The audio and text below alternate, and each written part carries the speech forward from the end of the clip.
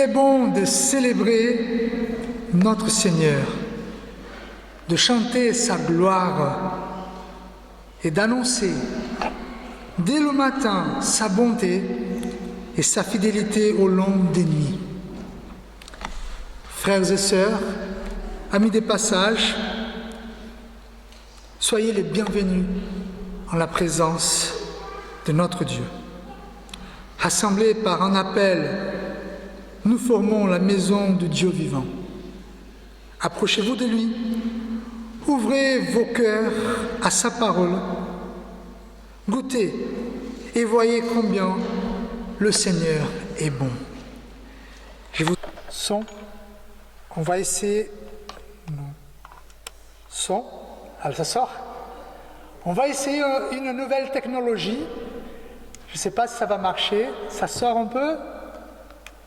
Bon, je vais essayer de parler doucement et fort pour que vous puissiez me comprendre. Aujourd'hui, nous allons suivre le texte du jour qui se trouve à l'Évangile selon l'apôtre Luc, chapitre 16. Je vous invite à suivre ce texte du verset 1 au verset 8. Mais soyez attentifs. Pourquoi ? Parce que c'est une parabole assez compliquée. Une parabole qui nous dérange un peu et qui parfois nous contrarie. Pourquoi ? Parce qu'à la fin, Jésus va reconnaître la sagesse de quelqu'un qui était malhonnête. Voilà, donc lisons le texte. Jésus dit aussi à ses disciples, un homme riche avait un économe qui lui fut dénoncé comme dissipant ses biens. Il appela et lui dit, « Qu'est-ce que j'entends dire de toi ? Rends compte de ton administration, car tu ne pourras plus administrer mes biens. » L'économe dit en lui-même, « Que ferai-je, puisque mon maître m'ôte l'administration de ses biens ? Travailler à la terre, je ne le puis. Mendier, j'en ai honte. Je sais ce que je ferai, pour qu'il y ait des gens qui me reçoivent dans leur maison quand je serai destitué de mon emploi. Et faisant venir chacun des débiteurs de son maître, il dit au premier, « Combien dois-tu à mon maître ? 100 mesures d'huile, répondit-il. Et il lui dit, « Prends ton billet, assieds-toi, vite, et écris 50. » Il dit ensuite à un autre, « Et toi, combien dois-tu ? 100 mesures de blé, répondit-il. Et il lui dit, « Prends ton billet, et écris 80. » Le maître loua l'économe infidèle de ce qu'il avait agi prudemment, car les enfants de ce siècle sont plus prudents à l'égard de leurs semblables qui ne le sont les enfants de lumière. Prions. Seigneur, éclaire-nous dans ce passage. Il est vrai que tu as un message pour nous. Tu as une parole pour toucher et transformer nos cœurs. Nous te prions au nom de Jésus-Christ. Amen. Moi, la première fois que je viens devant ce texte, je le trouve un peu difficile quand même. Donc, je vais vers les spécialistes.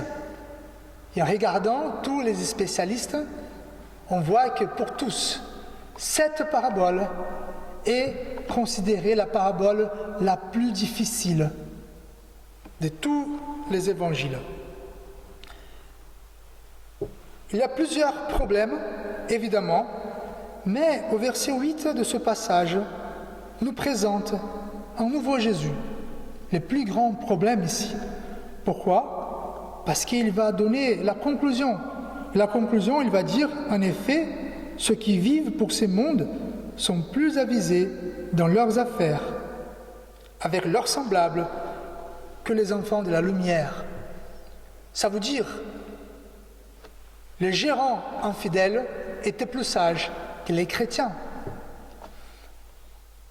Alors, comment résoudre ce problème? Comment tirer de ce passage des vérités éternelles pour notre vie? C'est pour ça que je vous invite à méditer sur ce texte. Le texte commence en parlant d'un homme riche, un propriétaire, quelqu'un qui était connu pour être bon. Dans le texte, nous ne voyons aucun reproche, déjà. Et donc, ce n'est pas non plus parce qu'il est riche qu'il est méchant. En fait, Jésus, dans les paraboles, surtout du chapitre 15 et du chapitre 16, il essaye de faire des contrastes. Ainsi, comme nous avons le Père bon en face du Fils prodigue, qui est ignoble, ici nous avons un maître riche et bon face à un employé, à un gérant infidèle. Et donc, il veut plutôt faire ce contraste. En fait, cet homme, il était riche, il était un propriétaire, parce que, selon la tradition, il avait des terres. Il y avait un grand espace de terre où il louait pour des locataires qui voulaient l'habiter la terre.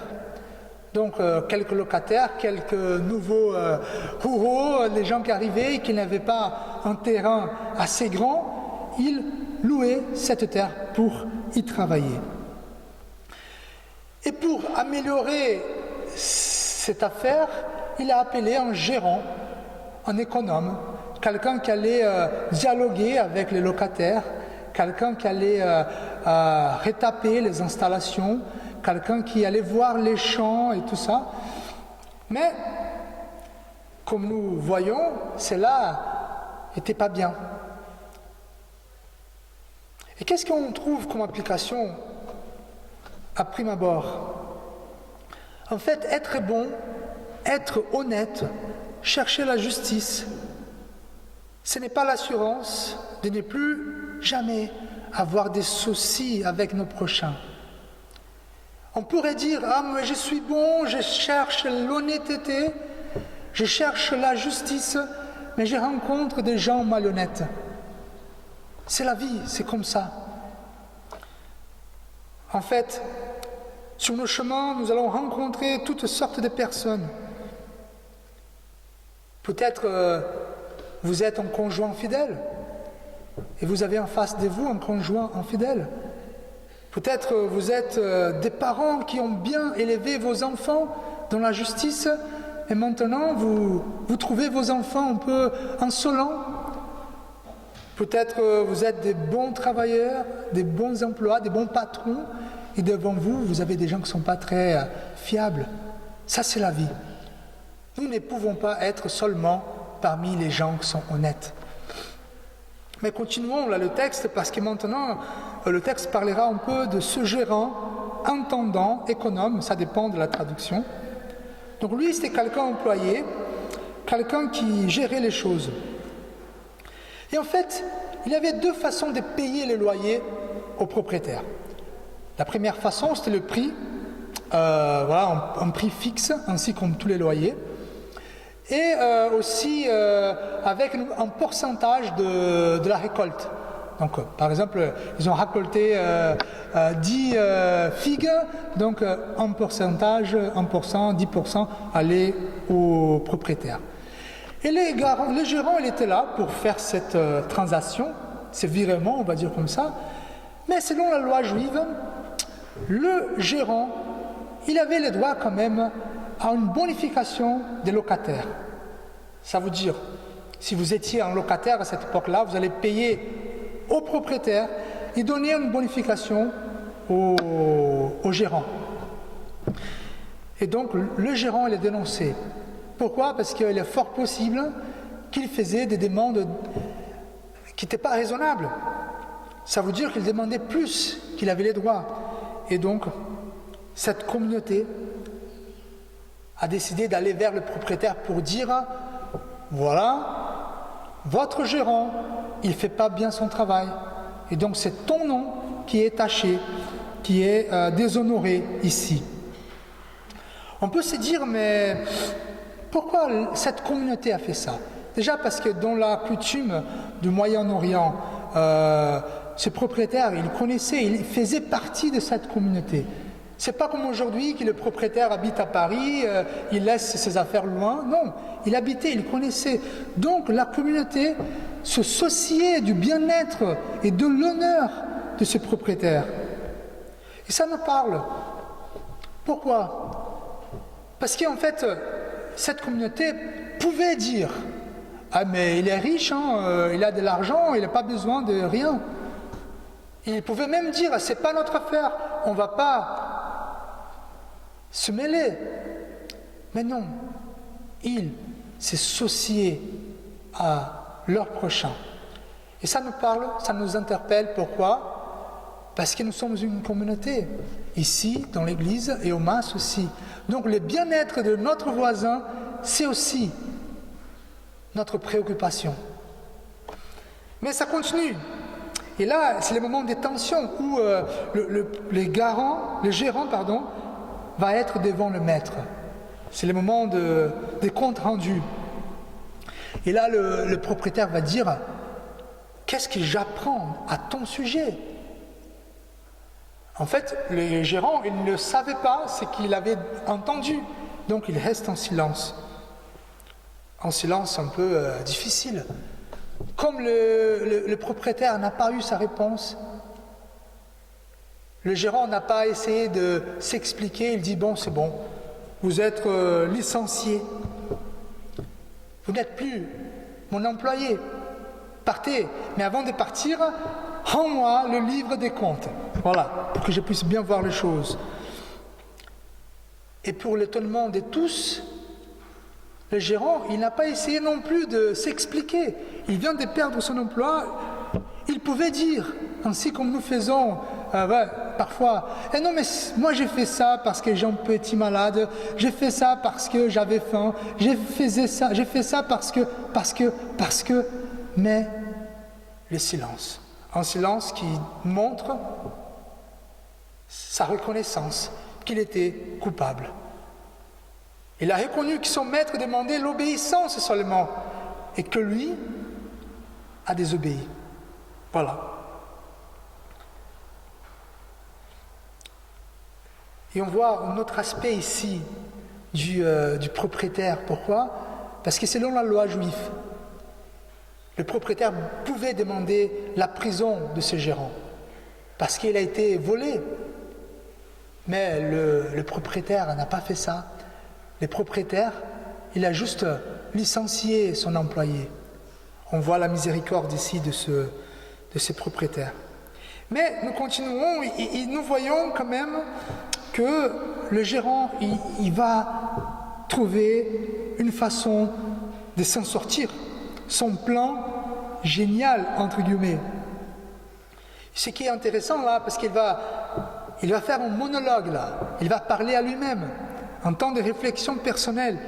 Il va dire, alors qu'est-ce que je vais faire sans ce travail? Laburer la terre, je ne peux pas. Je suis assez faible. Ah, mais je vais mendier? Non, c'est la honte, mendier. Il y a un aggravant quand même. S'il part, il sera connu comme quelqu'un infidèle, ou il va trouver un autre emploi. Et donc, il doit absolument trouver un moyen de s'échapper. Après, il n'a pas beaucoup de temps. Il faut le faire vite. Il a une idée. Je vais convoquer personnellement chaque débiteur, un par un, pour qu'il n'en parle pas, pour qu'il ne parle pas de ce qu'on discute. Donc, il les appelle. Il avait encore l'autorité du patron parce qu'il n'avait pas encore rendu les livres des comptes. Et donc, il vient, il baisse toutes les dettes. Évidemment, les débiteurs étaient contents. Et en fait, l'honneur et le mérite est tombé sur le patron qui a approuvé ça, parce que voilà, si le gérant parle au nom du patron, le patron a donné une baisse au niveau des dettes. Et le mérite tombe aussi sur le gérant. Pourquoi? Parce que voilà, c'est lui qui a négocié, c'est un peu le syndicaliste là, qui a fait son travail. Et donc, nous avons la fin, la conclusion de cette parabole. Les moments plus étonnants, c'est quand le gérant en premier va louer, admirer l'habileté, le plan de ce gérant. En fait, on voit que d'abord que le propriétaire découvre. Comment le propriétaire a découvert le plan machiavélique de ce gérant? Il arrive dans le village. Bon, la Bible ne nous dit pas, mais on suppose ça. Il arrive, tout le monde est content, en train de fêter. Il demande pourquoi vous êtes content. Il n'y avait aucune fête prévue pour aujourd'hui. Donc là, les gens m'ont dit merci Seigneur, merci Maître, vous avez baissé les prix. Il dit mais moi. Donc là, il a tout compris.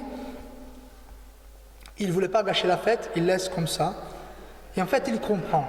Le propriétaire, il a compris. Il a compris ce qu'il avait dans le cœur du gérant. En fait, le gérant ne pouvait rien faire, il était perdu. Il allait perdre son travail, perdre son honneur, perdre, il aurait faim. Et donc, il a compris que le gérant se fiait à la bonté de son maître. Il avait déjà expérimenté une fois, 2 fois. Il savait que son maître était bon et que cela allait toucher le cœur de son maître. Donc, le seul espoir du gérant était la bonté et la miséricorde de son maître. Et avant de conclure, on regarde un peu Jésus quand même, parce que Jésus, il vient à la dernière phrase en disant, voilà, ils sont sages ces gens-là. Et pourquoi? Pourquoi Jésus considère ces gérants fidèles plus sages que les disciples? C'est simple. Il est sage parce que cet homme-là a reconnu sa condition. Il a reconnu sa faute, sa misère, sa perdition. Il a pu voir d'ici 3 mois, s'il n'avait plus d'emploi, la misère il serait, où il serait. Et en fait, la sagesse se trouve aussi parce que ces gérants savaient que la bonté de son maître allait le sauver. Et pourquoi Jésus fait la comparaison avec les chrétiens? Parce que, frères et sœurs, parfois c'est nous n'arrivons à comprendre, nous n'arrivons pas à comprendre notre situation, nos fautes, notre incapacité d'avancer. Là, c'est la première chose. Après, parfois nous ne reconnaissons pas que notre salut, que la solution de nos problèmes, que la solution pour le désordre de nos cœurs se trouve en Jésus-Christ. Jésus n'est pas en train de faire des éloges au plan machiavélique de ses gérants, mais seulement sa façon de reconnaître où étaient les problèmes et où se trouvait le salut. Et pour finir, là je vais clore, on peut se demander, d'accord, donc le propriétaire, en fait, il a pris tout le préjudice. Le prix était baissé, le gérant a gardé son travail, donc il a pris tout. Il a tout payé. Oui, parce qu'il était bon. Et ça nous rappelle quand même, frères et sœurs de Jésus, en voyant notre condition, notre situation, notre perdition, il a accepté de payer les prix pour nous sauver. Il est bon. Notre Dieu est miséricordieux. Je vous invite à la prière. Seigneur, Père éternel, merci parce que tu es bon. Oui, tu es juste, mais tu es bon et miséricordieux. Et nous voulons, jour après jour, faire confiance à ta bonté et à ta miséricorde. Aide-nous, Seigneur, dans le petit et grand problème de notre vie. Sois avec nous, Seigneur. Amen. Maintenant, je vous invite à la prière d'intercession.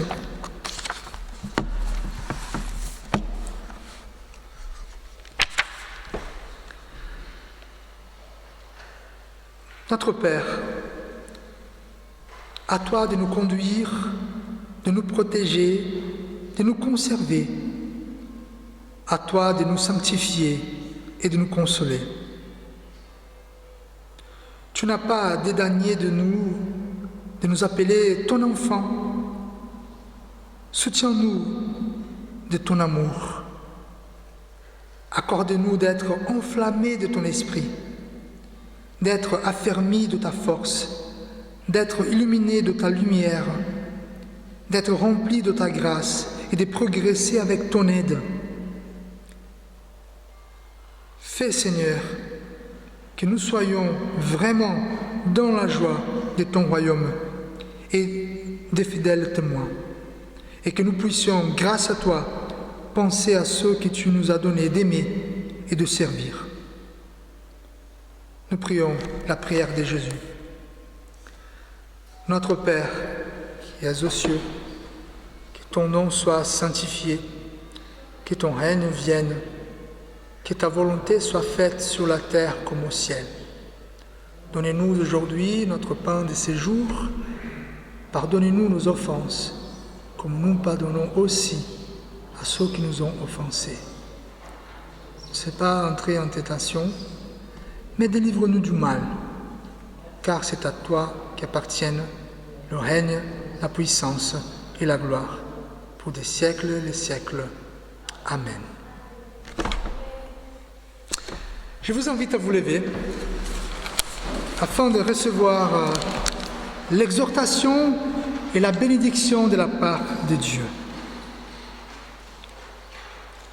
Continuez à progresser dans la grâce et la connaissance de notre Seigneur Jésus-Christ. Que la paix soit avec vous tous, aujourd'hui et à jamais. Amen. Chantons un chant, je ne sais pas si vous le connaissez, Jeunes et vieux, c'est la page 817, page 817 et chant 5102.